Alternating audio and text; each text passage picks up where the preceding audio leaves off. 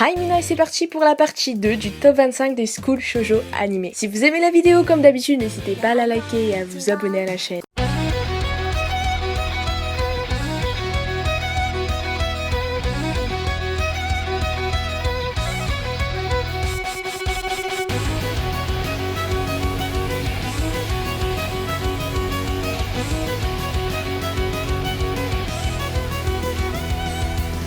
Et commençons avec Peach Girl, qui est un animé assez ancien, mais l'histoire m'avait vraiment marqué. On le voit par rapport au graphisme, mais il reste correct. Et c'est pareil pour le casting de doubleur. C'est un animé vraiment prenant. Quand vous vous lancez dedans, vous enchaînez les épisodes avec le suspense. On se demande comment l'héroïne va se sortir de toutes les situations délicates dans lesquelles elle se retrouve. L'histoire tourne autour de l'héroïne Adachi Momo, qui a une apparence physique laissant croire à tort aux gens qu'elle est une gyaru. Les gyaru étant des filles avec un style particulier, la peau bronzée et des cheveux décolorés, qui sont assez mal vus au Japon. Alors que son apparence est indépendante de sa volonté. En effet, elle bronze facilement et elle faisait partie au collège du club de natation et était souvent exposée au soleil. Quoi qu'il en soit, elle a toujours aimé Toji, un de ses camarades de classe, mais elle va être confrontée à diverses difficultés et tout ça à cause d'une peste du nom de Sai, qui a la sale manie de la jalouser, de la copier et de lui voler tout ce qu'elle convoite. Et c'est à partir de là qu'interviendra Okayasu Kairi, le playboy du lycée, qui n'est pas indifférent à Momo et qui va l'aider au cours de toutes ses épreuves. Kairi est un personnage attachant et touchant, prêt à tout pour aider Momo et la soutenir. Ce qui m'a vraiment plu, c'est qu'il voyait clairement dans le jeu de Sai et ne se laissait pas manipuler par elle. On suivra au cours de l'anime l'évolution des relations entre tous les personnages avec des coups de vis qui révoltent et on peut pas s'empêcher de regarder tous les épisodes pour savoir ce qui va advenir de l'héroïne. C'est un anime qui fait beaucoup réfléchir au sujet des apparences trompeuses, avec une fille ayant une apparence d'ange mais qui est en fait une peste cruelle et manipulatrice. Une fille qui a une apparence extravagante, qui rentre dedans mais qui s'avère être une fille pure et innocente. C'est un anime qui nous offre aussi beaucoup de comédie. Il existe de plus un film live avec un très beau casting d'acteurs, la fameuse Yamamoto Mizuki et Inoki du groupe Hey Seijo. Et passons à notre animé qui est aussi plutôt ancien mais vraiment génial, en particulier au niveau de la comédie. Il s'agit de Lovely Complex. Et je tiens à préciser que le réalisateur de l'animé est le même que celui de One Piece. Et l'héroïne est doublée par Okamura Akemi, qui est la seiyuu de Nami dans One Piece. Et comme vous pourrez le remarquer, les personnages parlent le dialecte du Kansai Ben. Il s'agit d'une comédie romantique impliquant Lisa Koizumi qui mesure 1m70 et Atsushi Otani qui mesure 1m56. Ils sont tous deux complexés par leur taille et se chamaillent tout le temps, ressemblant alors à un duo comique. D'ailleurs, l'animé en fait référence. L'anime nous offre une comédie très travaillée avec les expressions, les grimaces et les scènes qui sont vraiment exagérées. Malgré leur apparence et leur chamaillerie, les personnages auront beaucoup d'affinités et de compatibilité. Ils vont au cours de l'anime évoluer ensemble, se soutenir mutuellement et se comprendre. C'est des personnages qui sont vraiment très complices et commencer à s'apprécier. Mais ils seront dès lors confrontés à divers obstacles, notamment le regard des autres. Ainsi, derrière cette sublime comédie romantique, l'anime soulève le problème de la société d'apparence avec les complexes et l'acceptation de soi. Niveau personnage, j'ai vraiment beaucoup apprécié Otani, qui est très taquin mais peut se révéler très sérieux et sentimental. L'anime, en plus d'une excellente comédie, nous offre une très belle romance qui est très touchante et mignonne. Il existe de plus un manga dérivé qui est un spin-off du nom de Lovely Complex 2 qui, avec de très belles histoires, va développer les personnages secondaires, notamment le frère de Lisa. D'autre part, il existe un film live qui est relativement court mais sympathique à regarder. Et passons à Ore Monogatari, qui est un shoujo animé vraiment formidable. Franchement, j'ai trop aimé cet animé. L'anime nous offre un très bon graphisme et c'est pareil pour le casting de seiyuu. L'histoire tourne autour du protagoniste qui s'appelle Takeo Goda, qui est une personne remarquable. Il a une forte personnalité, il est courageux, honnête, a de grands principes et un cœur d'or. Mais il est aussi très athlète, avec une grande force et fait preuve d'une très grande virilité. D'où sa popularité auprès de ses camarades garçons uniquement. En effet, il n'est pas du tout auprès des filles, contrairement à son meilleur ami d'enfance, Makoto Tsunakawa. Donc la particularité de l'anime, c'est qu'il se distingue des shoujo animés classiques où les protagonistes sont un garçon populaire et une fille banale, puisqu'ici on a un héros qui est populaire uniquement auprès des garçons et qui aurait plus le profil d'un héros de shonen manga classique, qui a son ami d'enfance qui aurait lui plutôt le statut d'un protagoniste de shoujo manga classique. C'est alors qu'il fera une rencontre exceptionnelle avec Rinko Yamato, qui est une fille toute petite et mignonne qui va tomber sous le charme de Takeo lorsqu'il la sauvera d'une agression. Toutefois, Takeo manquant vraiment de confiance en lui, il n'imaginera même pas en rêve ce fait. Et c'est à partir de là que s'enchaîneront beaucoup de quiproquos. Et c'est grâce à ces derniers que l'anime nous offre une très bonne comédie, avec des scènes qui sont vraiment à mourir de rire. Le héros qui est plutôt naïf est souvent à côté de la plaque au niveau de ses interprétations. Le chara design amplifie la comédie avec des scènes qui sont censées être romantiques mais qui en deviennent comiques. L'anime traite aussi de sujets sérieux avec du suspense. Ce qui est vraiment bien, c'est que l'anime ne se concentre pas uniquement sur les protagonistes mais va développer quelques personnages secondaires avec des histoires très intéressantes. Autre part, je tiens à ajouter que j'ai été très touchée par l'amitié de Takeo et Tsunakawa qui est vraiment magnifique. Ce sont des personnages qui se soutiennent et s'admirent mutuellement. Avec Takeo qui n'éprouve même pas une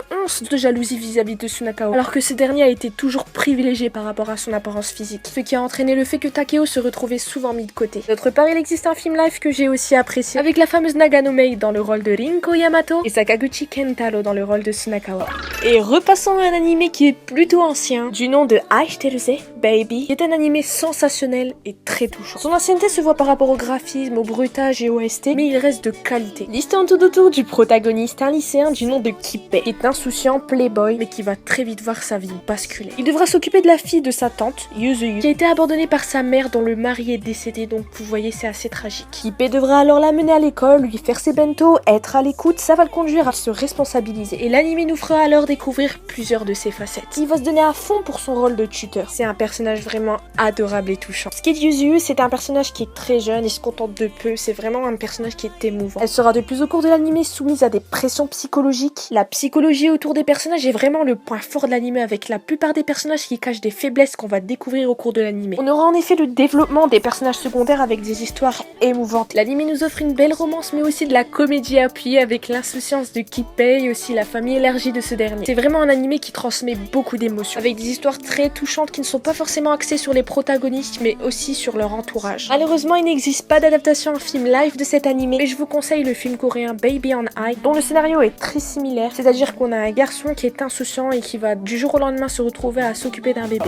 On passe maintenant à Kodomo no Omocha, qui est un anime très ancien et long avec 102 épisodes, mais c'est un anime vraiment sensationnel qui nous offre une excellente comédie et de très bonnes intrigues. Vous n'aurez même pas le temps de vous ennuyer. C'est vraiment un anime complètement comique, déjanté et délirant qui nous offre une super comédie et nous transmet beaucoup d'émotions. Avec beaucoup de retournements de situation, l'anime va vraiment évoluer. L'histoire de autour de Kurata-sama, qui est une jeune célébrité qui participe à une émission télévisée du nom de Kodomo no Omocha. Son quotidien scolaire est perturbé par Hayama Akito, à la tête des garçons de la classe qui sèment le trouble et empêchent le bon déroulement des cours. Hayama étant un personnage qui est mystérieux, réservé et ne montre pas ses émotions. Elle fera alors tout ce qui est en son pouvoir pour vaincre Hayama et retrouver un climat de classe paisible, et ce quitte à le défier et essayer de trouver ses points faibles. Elle en viendra alors à découvrir la raison de ses agissements qui est bien plus dramatique et profonde qu'elle ne le pensait. Il fera alors tout ce qui est en son pouvoir pour pouvoir aider Hayama. On suivra l'évolution des personnages de la primaire jusqu'au secondaire, avec au fur et à mesure de l'anime des personnages clés et importants qui vont intervenir. Sachez que malgré le fait que les personnages soient jeunes, ils sont très matures à un point où c'en est vraiment surprenant. Pour ce qui est de l'héroïne Kurata-sama, c'est une personne complètement déjantée, hyper active avec une grande force de caractère. Elle va toujours de l'avant et personne ne peut l'arrêter. Elle a vraiment une imagination